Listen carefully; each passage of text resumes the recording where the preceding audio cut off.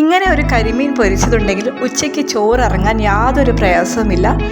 ഇത് പൊരിക്കുവാൻ വേണ്ടിയിട്ട് എങ്ങനെയാണ് മസാല പുരട്ടി വെക്കേണ്ടതെന്ന് നോക്കാം. വൃത്തിയാക്കിയ കരിമീൻ വരിഞ്ഞു വെക്കുക.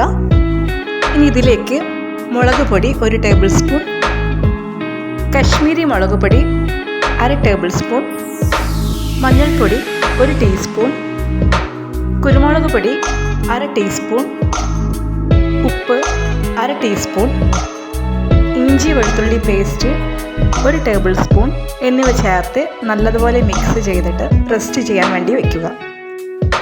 ചുരുങ്ങിയത് ഒരു അരമണിക്കൂറെങ്കിലും വെക്കണം, എന്നാലേ അതിലേക്ക് മസാല നല്ലോണം പിടിക്കുകയുള്ളൂ. ഇനി അടുപ്പത്ത് ഒരു പാൻ വെച്ചിട്ട് അതിൽ വെളിച്ചെണ്ണ ഒഴിച്ച് ചൂടാവുമ്പോൾ കറിവേപ്പില ഇടുക. അതിലേക്ക് തേച്ച് വെച്ച മീൻ വയ്ക്കുക. അടുപ്പ് ചെറിയ തീയിലേക്കാക്കുക, എന്നാലേ അതിൻ്റെ ടേസ്റ്റ് കറക്റ്റായിട്ട് വരികയുള്ളൂ.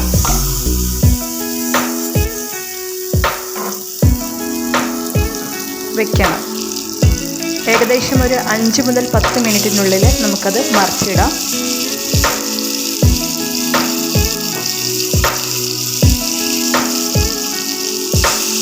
ഈ ഭാഗവും അതുപോലെ 5 മിനിറ്റോളം വെക്കുക. ഇപ്പോൾ കറക്റ്റ് വെന്ത് കിട്ടിയിട്ടുണ്ടാകും. ഇനി നമുക്ക് അത് മറ്റൊരു പാത്രത്തിലേക്ക് മാറ്റി വയ്ക്കാം. ചൂടോടെ തന്നെ അതിൻ്റെ മുകളിലേക്ക് കുറച്ച് കറിവേപ്പില ഇടുക. അങ്ങനെ നമ്മുടെ കരിമീൻ പൊരിച്ചത് റെഡി ആയിട്ടുണ്ട്.